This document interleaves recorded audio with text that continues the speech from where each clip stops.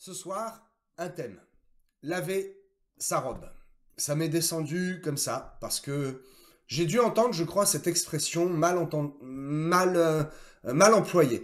Et j'ai dit, Seigneur, il faut rectifier ça, et puis aller voir un petit peu dans la parole de Dieu, qu'est-ce que je vais pouvoir apporter comme élément sur ce verset.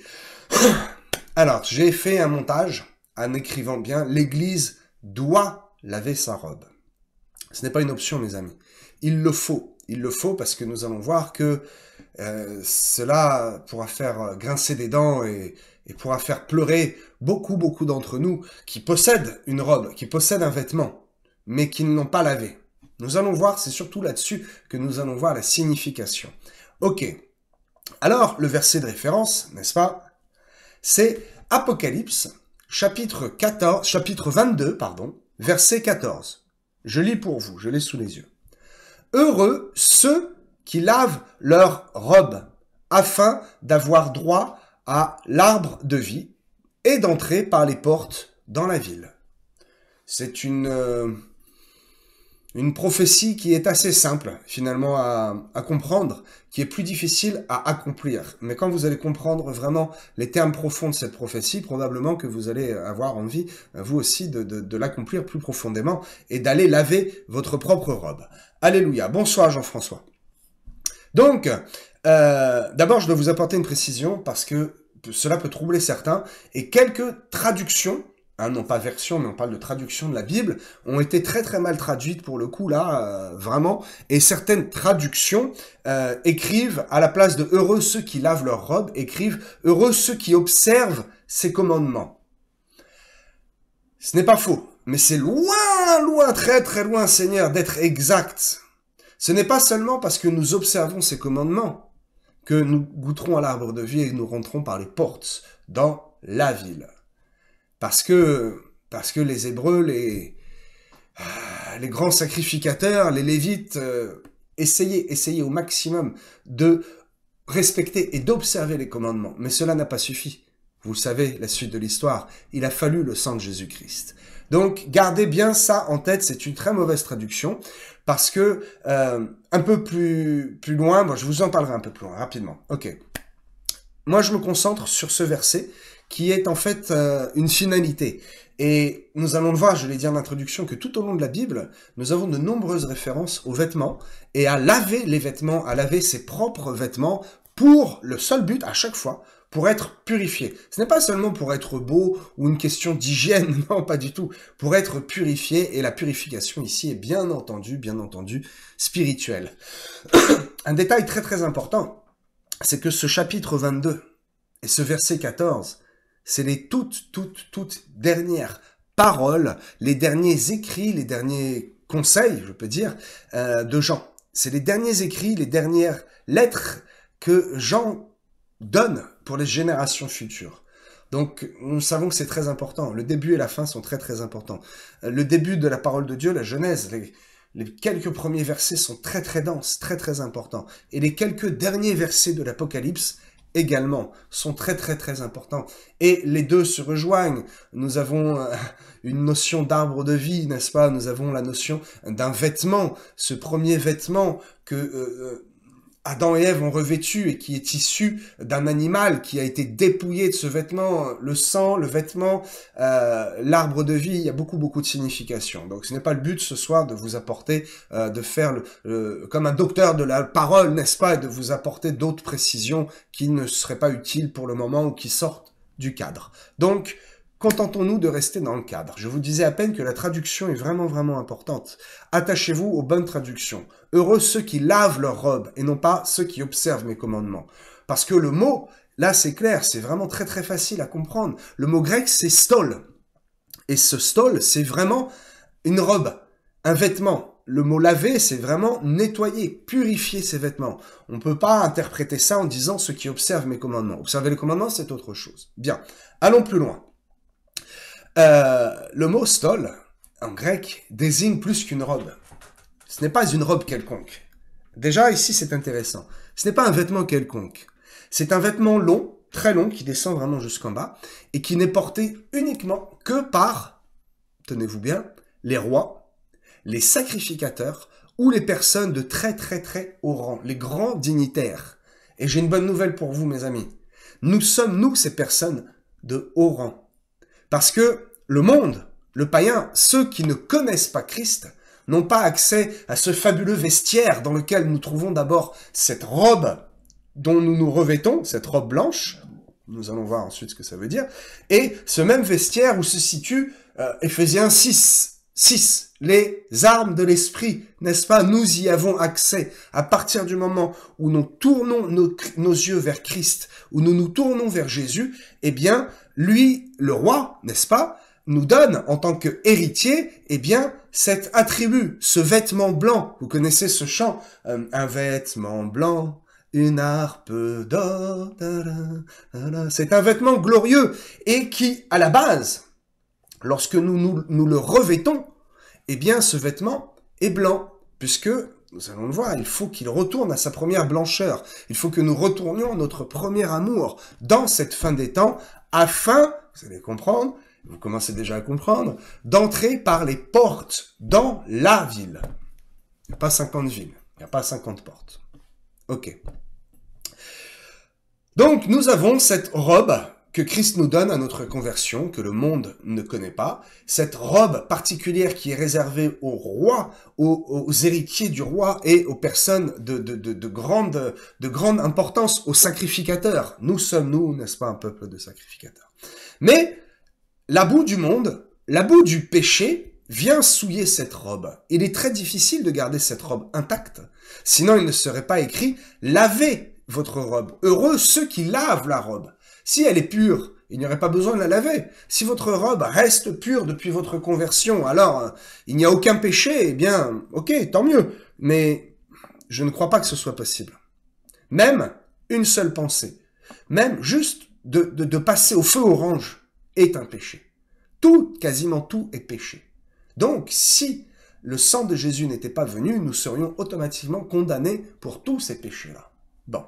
Or, le sang de Jésus est venu pour une bonne chose, pour nous lever de cette condamnation et enlever cette condamnation automatique de la sentence du péché. Bien, ne nous éloignons pas du sujet. Donc, nous avons ce merveilleux cadeau, nous avons cette robe blanche qui nous est remise et dont nous nous revêtons, n'est-ce pas? C'est quelque chose qui vient sur nous, qui est avec nous et qui est aussi visible. Hein, pour ceux qui suivent les cours, vous voyez où je veux en venir. Et cette robe, c'est quelque chose qui va permettre de recevoir vraiment le Saint-Esprit et que le Saint-Esprit reste. Bon, c'est autre chose encore. Alors, nous allons voir simplement, parce que j'ai dit que je resterai dans la simplicité ce soir, quelques versets qui nous parlent de laver ses vêtements, de la nécessité de purifier, de laver ses vêtements. Voyons d'abord, j'ai une petite pépite quand même pour vous, dans le Lévitique. Et en ce moment, je parle souvent du Lévitique parce que, merci Seigneur, ça commence à arriver. J'ai passé plus d'un mois à lire, à méditer, à chercher sans avoir de réponse. Mais je l'ai fait. Et j'ai dit, Seigneur, ce livre qui ennuie tant de chrétiens a forcément des fondements importants et nous donne forcément quelque chose de très important. Sinon, il ne serait pas dans la parole de Dieu. Le concile de Carthage, 397, n'aurait pas choisi ce livre qui a traversé les millénaires. Donc, le livre de Lévitique est très très important, ce sont les lois. En fait, il s'agit, je le redis si certains n'ont pas entendu, il s'agit de comprendre les principes du royaume de Dieu, les principes spirituels. Les principes fonctionnent de plusieurs manières, il reste des principes. Les principes fonctionnaient sous la loi. Mais cette loi a été accomplie et non pas abolie parce que maintenant, eh bien, elle sert à quelque chose. Mais les principes restent les mêmes. Plaire au Saint-Esprit, toucher le cœur de Dieu et marcher dans ses voies. Bien, à l'époque, pour arriver à ce but, il fallait passer par la loi. Bref, je m'éloigne encore. Revenons-en à notre sujet du vêtement blanc et de cette robe blanche. Ok. Alors, allons voir dans Lévitique, chapitre 14, verset 8. Il s'agit ici de tout un tas de règles de comment les Lévites doivent traiter le lépreux, celui qui est atteint de la lèpre, comment identifier la lèpre, voilà, la plaie qui est purulente, qui est blanche, qui n'est pas purulente. Il y a tout un tas de trucs à faire et je me concentre là-dessus. Il est écrit, celui qui se purifie lavera ses vêtements. Voyons voir. J'appuie ici l'importance de laver ses vêtements pour en fait compléter la purification. C'est Christ qui nous purifie, n'est-ce pas? Mais c'est nous qui devons laver nos vêtements. Si vous lisez bien, vous allez voir que il s'agit en fait de celui qui est purifié, qui est guéri de la lèpre. Il doit ensuite laver ce vêtement. Mais comment pouvez-vous lire ça sans comprendre les profondeurs? Moins 1450. Il n'y a pas de médicaments, il n'y a pas d'antibiotiques, on ne peut même pas prendre la température. Il n'y a même pas le stéthoscope pour écouter le cœur. Comment la guérison est là? C'est déjà la guérison divine. Bien sûr, c'est un miracle. Alors, je vous le dis, aussi bien que ce paralytique qui prend son lit, qui se lève et qui marche, il y a plusieurs étapes. Il y a une révélation. Au moment où il se lève, au moment où il se rabaisse, il prend son lit, il n'est pas encore guéri. Il est guéri uniquement quand il marche. Si vous lisez bien, vous allez comprendre ce que je veux vous dire et vous allez dire oui, c'est une vérité. Donc, dans Lévitique, chapitre 14, verset 8, il est écrit « Celui qui se purifie lavera ses vêtements ». Mais remontons un petit peu plus haut et regardons au verset 3. Il est écrit « Si le lépreux est guéri de la plaie ». Si le lépreux est guéri de la plaie. Mais ce n'est pas parce que la plaie est résorbée que la maladie elle-même est partie. Tu comprends-tu ce que je veux dire? Ce n'est pas parce que la plaie est refermée que l'os à l'intérieur, qui est cassé, est réparé. Vois-tu? Ce n'est pas seulement en surface, ce n'est pas parce que la maladie ne se voit plus en surface qu'elle a disparu. C'est comme le chrétien avec le péché. Celui qui nettoie sa vie en surface, mais la profondeur est sale, parce qu'il ne peut pas le faire lui-même. Celui qui nettoie le bord de la coupe, vous connaissez tous ces versets qui nous parlent de cela, mais qui à l'intérieur est sale, pleine de rapines. Pour cela, il nous faut une intervention divine. Donc, si le lépreux est guéri de la plaie, alors il va marcher dans la guérison complète et il va arriver au verset 8, celui qui se purifie lavera ses vêtements parce que en lavant ses vêtements, il complète lui-même la purification et il complète lui-même ce que Christ, ce que Dieu a fait en lui. Le paralytique fait la même chose lorsqu'il marche, il complète les paroles de Dieu et il accomplit ce que Jésus lui dit et il met en place le miracle. Et pour finir de mettre en place ce miracle, que faut-il faire? Il faut laver ses vêtements. C'est incroyable de comprendre le Lévitique finalement d'une façon aussi simple. Alors comment? Il est écrit que d'abord c'est Dieu qui nous a purifiés. Comment laver soi-même son vêtement? Comment arriver à nettoyer l'intérieur? Comment trouver la lessive, n'est-ce pas, pour laver ce vêtement, pour laver cette robe? Hébreux 10:10. Nous sommes sanctifiés par l'offrande du sang de Jésus. Il y a d'autres versets où nous avons le sang qui lave, le sang qui purifie. C'est-à-dire qu'il faut complètement accepter la croix. Et c'est une des démarches pour laver sa robe, pour se purifier. Bon. Ok, continuons. Dans Genèse, chapitre 49, verset 11, il est écrit « Il attache à la vigne son âme. Et au meilleur cep, le petit de son ânesse. Il lave dans le vin son vêtement, et dans le sang des raisins son manteau. » Je ne prendrai pas le temps de tout vous expliquer, parce que j'ai quelques révélations concernant ce verset, mais pas toutes. J'attends d'avoir absolument toute la compréhension. Et peut-être, je vais le garder pour moi. On verra. En tout cas, ici, de qui s'agit-il? Encore une fois, eh bien, il s'agit d'une bénédiction qui est faite sur la tribu de Juda, sur Juda, qui donnera la tribu de Juda. De la tribu de Juda est issu, eh bien, les rois, dont, bien sûr, le roi David, dont est issu, eh bien, dans sa généalogie, il y a quelques centaines d'années plus tard, Jésus-Christ qui naît, puisque il est écrit que Jésus, n'est-ce pas, si vous avez regardé la prédication d'il y a 2 semaines, il est le lion de Juda, parce qu'il est issu de la tribu de Juda, et cette tribu de Juda est bénie prophétiquement avec ces paroles. Il attache à la vigne son âme, et au meilleur cep, le petit de son ânesse, il lave dans le vin son vêtement. L'importance de laver pardonnez-moi, l'importance de laver son vêtement dans le vin. Ici, le vin est bien entendu, déjà dès la Genèse, vous l'avez compris, le symbole de quoi? De la Sainte Seine, du sang de Jésus-Christ. Il lave son vêtement dans le sang. Alléluia. Apocalypse 7, 14. Vous voyez, on fait un peu de ping-pong. On va de Genèse à Apocalypse, de Apocalypse à Genèse. On passe par Hébreu. On va passer par d'autres références bibliques très connues également. Il est écrit dans Apocalypse, chapitre 7, verset 14. Ils ont lavé leurs robes et les ont blanchis dans le sang de l'agneau. Les laver ne suffit pas. C'est très important de les blanchir. Et les blanchir tout seul, nous ne pouvons pas le faire. C'est dans le sang de l'agneau. Ici, c'est une parole hautement spirituelle. Comprenez-la. Et il s'agit de Apocalypse 7, 14. Et qui rejoint Apocalypse 22, 14, le verset de référence. Heureux ceux qui lavent leurs robes afin d'avoir droit à l'arbre de vie et d'entrer par les portes de la ville. Vous comprenez l'importance du vêtement, l'importance de ce vêtement particulier, stole, en grec, qui est un vêtement bien sacerdotal, un vêtement qui est donné uniquement au roi, un vêtement d'importance, ce vêtement que nous revêtons lorsque nous nous convertissons, nous tournons nos yeux vers Jésus-Christ.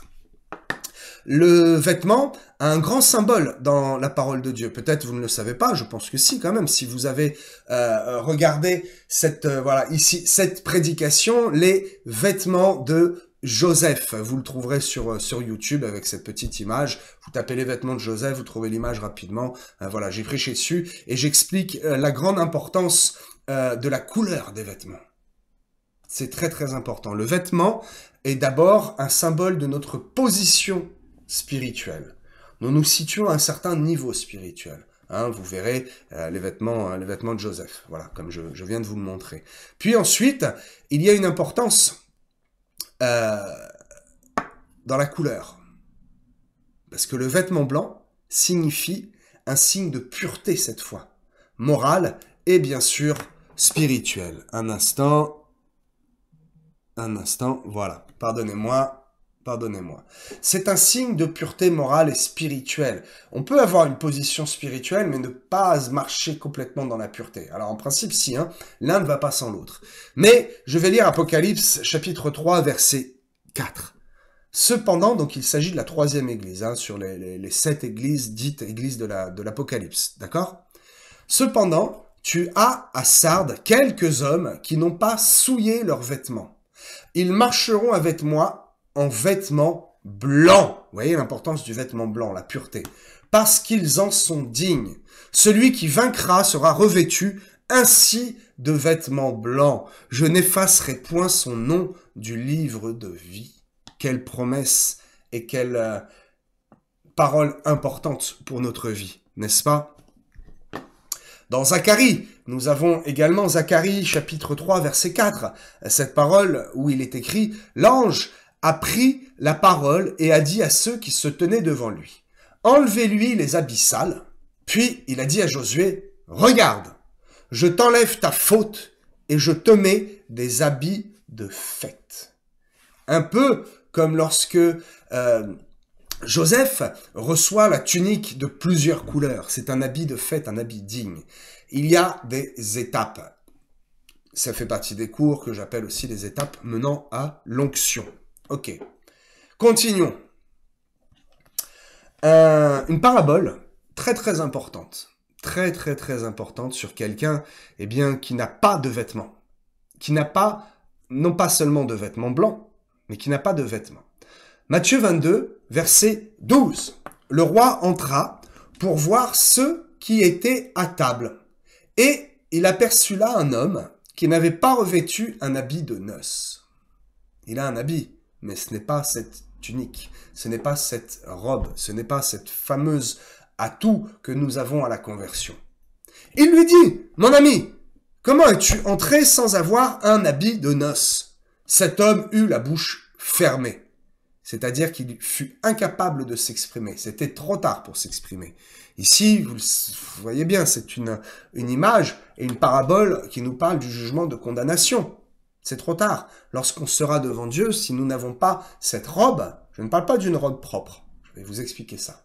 Mais si nous n'avons pas cette robe, ce vêtement de noces, eh bien notre bouche sera fermée devant un tribunal. Tu ne peux pas t'exprimer. Je suis déjà allé au tribunal et quand le juge parle, on ne lui coupe pas la parole. On a eu le temps de nous exprimer, notre vie, et bien à un moment, quand le jugement tombe, c'est terminé. Il eut la bouche fermée. Alors le roi dit au serviteur, liez-lui les pieds et les mains et jetez-les dans les ténèbres du dehors, où il y aura des pleurs et des grincements de dents, car il y a beaucoup d'appelés, mais peu d'élus. Vous connaissez mon point de vue sur ce verset. Alors, nous avons vu, avec plusieurs versets, plusieurs exemples, que à chaque fois, il nous faut laver et purifier nos vêtements. Il faut le faire. Pourquoi? Parce qu'ils sont sales. D'accord. Mais qui d'autre que nous aurait pu salir ce vêtement qui, à la base, je le répète, lorsqu'il nous est confié, lorsque nous nous tournons vers Dieu, cette foi authentique, cette purification que nous recevons vraiment lorsque nous passons par les eaux du baptême, eh bien, ce vêtement à la base était blanc. Il faut retourner à notre premier amour. Il faut retourner à cette première blancheur et cette recherche de la pureté spirituelle et de la pureté morale. Et vous le savez que seul, ce n'est pas possible de le faire. C'est pour ça que Jésus a donné son sang, parce que c'est avec son sang que nous allons laver nos robes. Ils ont lavé leurs robes et les ont blanchies dans le sang de l'agneau. Je vais terminer en vous expliquant maintenant le début de ce verset, parce que il reste peu de temps, le verset de référence d'Apocalypse. Il reste très peu de temps. Vraiment, il est temps de laver vos vêtements sacerdotaux. Et oui, vous l'avez vu, ce vêtement est un vêtement sacerdotal qui est réservé aux rois et aux sacrificateurs. N'est-il pas écrit que nous sommes un peuple de sacrificateurs? Dans ce même livre d'Apocalypse, chapitre 1, verset 6. Nous sommes un peuple de sacrificateurs. Nous avons reçu ce vêtement sacerdotal. Il nous faut maintenant le laver afin d'avoir droit à l'arbre de vie et d'entrer par les portes de la ville. Ne vous y trompez pas, cette ville, eh bien, il s'agit bien sûr de la Jérusalem céleste. Elle a des portes. Et ceux qui auront un vêtement, mais qui sera souillé, ce n'est pas comme cet homme de la noce, comprenez bien, dans Matthieu. Lui n'a pas un habit de fête, ce vêtement, il ne l'a pas du tout. Or, quelques-uns d'entre nous ont ce vêtement qui reste souillé. Eh bien, comme il y a le Père, le Fils, le Saint-Esprit, passé, présent, futur, corps, âme et esprit, etc., etc., etc., Dieu marche par trois, la Trinité, tout marche par trois. Nous avons le parvis, nous avons le lieu saint, nous avons le lieu très saint. Quelques-uns qui n'ont pas lavé leur robe ne pourront pas passer par cette porte étroite et n'iront pas, je vous le dis, dans la Jérusalem céleste. Ils ne passeront pas par cette porte pour aller dans la ville. La ville, c'est la Jérusalem céleste. Ceux qui n'auront pas lavé leur robe, ceux qui n'auront pas lavé leur équipement sacerdotal, leur stole en grec, eh bien, malheureusement, c'est un grand malheur, mais ils ne passeront pas cette porte, ils resteront sur le parvis. Et ceux qui n'ont pas revêtu d'habits de fête, eh bien, Matthieu 22, verset 12 est clair. Les mains et les pieds seront liés, tout comme la bouche fermée, et ils seront jetés dehors dans les ténèbres, là où il y a des pleurs et des grincements de dents. Alléluia, j'espère que je vous ai éclairé sur cette expression et sur ce devoir, sur cette chose qu'il faut faire, à savoir laver sa robe, comment dans le sang de Jésus-Christ. Alléluia, soyez bénis.